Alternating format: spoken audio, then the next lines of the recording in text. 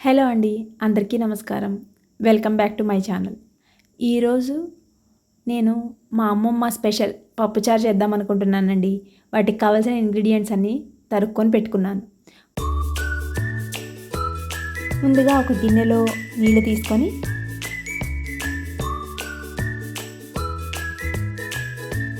కూరగాయ ముక్కలు వేసుకోవాలి. నేను ఇక్కడ నా దగ్గర అవైలబిలిటీలో ఉన్న అన్ని కూరగాయ ముక్కలు వేస్తున్నాను. ములక్కాడలు, బెండకాయలు, టమాటాలు, అలానే వంకాయలు. మీ దగ్గర ఏవి అవైలబిలిటీలో ఉంటే అన్ని కూరగాయ ముక్కలు వాడుకోవచ్చు.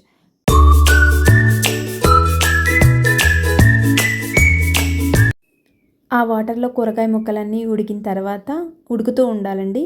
తర్వాత నేను వేరే పొయ్యి మీద ఒక ప్యాన్ పెట్టుకొని అందులో ఆయిల్ వేసుకొని కాకరకాయ ముక్కలన్నిటినీ వేసుకుంటున్నాను. ఇది క్రిస్పీగా ఉంటుందండి కాకరకాయ ఫ్రై.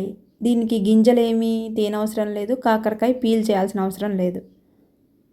సో ఆయిల్లో కాకరకాయని ఫ్రై చేసుకుంటున్నాను.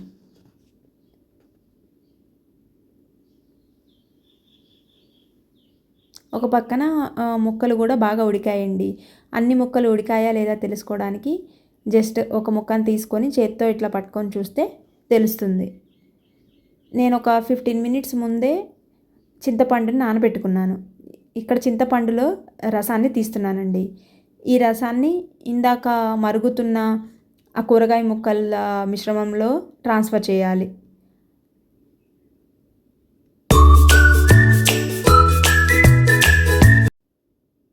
చింతపండు రసం అంతా ఈ కూరగాయల ముక్కల్లోకి వేసిన తర్వాత ఒక 2 to 3 మినిట్స్ మళ్ళీ ఉడికించుకోవాలి.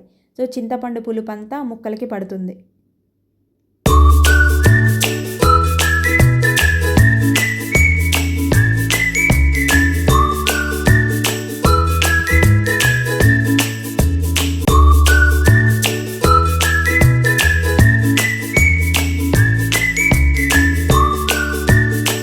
పప్పును పెట్టుకున్నానండి. పప్పు 2 విజిల్స్ వచ్చిన తర్వాత తీసేసి పప్పుని మెత్తగా మ్యాష్ చేసుకోవాలి. ఈ పప్పుని తీసుకొని వెళ్ళి ఇందాక మరుగుతున్న చింతపండు మిశ్రమం ఉంది కదా, అందులోకి ట్రాన్స్ఫర్ చేసుకోవాలి. పప్పు కూడా వేసిన తర్వాత ఒక 2 to 5 మినిట్స్ బాగా మరిగించుకోవాలి. పప్పుచారు టేస్ట్ అంతా ఈ మరగడంలోనే ఉంటుంది.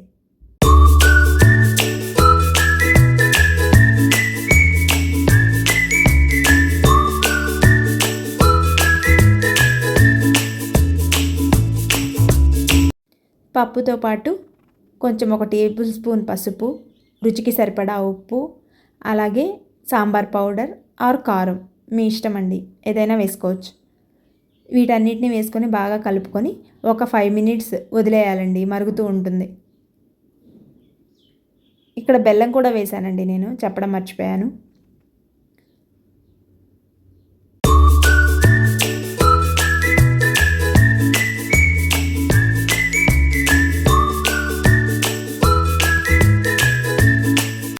కొత్తిమీర, కరివేపాకు కూడా వేసుకొని ఒక 2 to 3 మినిట్స్ మరిగిన తర్వాత ఇంకా పోపు వేసుకోవడమేనండి. పప్పుచారు రెడీ అయిపోతుంది.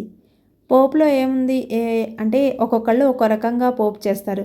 మాది ఆంధ్ర స్టైల్ కాబట్టి మేము ఆ పోపులో కొంచెం మినప్పప్పు, ఆవాలు, జీలకర్ర అండ్ ఇంగువ. కానీ కొంతమంది రాయలసీమ సైడ్ ఎందుకంటే మా అత్తగారి ఊరు రాయలసీమలో వెల్లుల్లి దంచి పోపులో వేస్తారు. సో నాకు అంత వెల్లుల్లి ఫ్లేవర్ పోపులో అంత ఇష్టం ఉండదండి. అందుకనే నేను పోపులో వెల్లుల్లి వేయడం లేదు. ఈ పోపుని తీసుకుని వెళ్ళి ఇందాక మరుగుతున్న పప్పుచారు మిశ్రమంలో వేయడమే. పప్పుచారు రెడీ అండి. ఇది మా అమ్మమ్మ స్టైల్ పప్పుచారు, చాలా టేస్టీగా ఉంది. సో మీరు కూడా ట్రై చేసి ఎలా వచ్చిందో చెప్పండి కామెంట్లో. అలాగే ఒక పక్కన కాకరకాయలు కూడా మొత్తం వేగిపోయినాయండి. జస్ట్ కాకరకాయలో వేగిన తర్వాత పక్కకు తీసుకొని ఉప్పు, కారం మీ దగ్గర ఉంటే వేరుశెనగ గింజలు ఉంటాయి కదా, వాటిని వేయించుకొని మిక్సీ వేసుకొని ఆ పొడి కూడా వేసుకుంటే చాలా టేస్టీగా ఉంటుంది. పప్పుచారులో కాకరకాయ ఫ్రై అద్దరిపోద్ది కాంబినేషన్. ఒకసారి మీరు కూడా ట్రై చేసి చూడండి. ఎలా వచ్చిందో కామెంట్ చేయడం మాత్రం మర్చిపోకండి. మరిన్ని వీడియోస్ కోసం నా ఛానల్ని లైక్ చేయండి, షేర్ చేయండి, సబ్స్క్రైబ్ చేయండి. Thank you.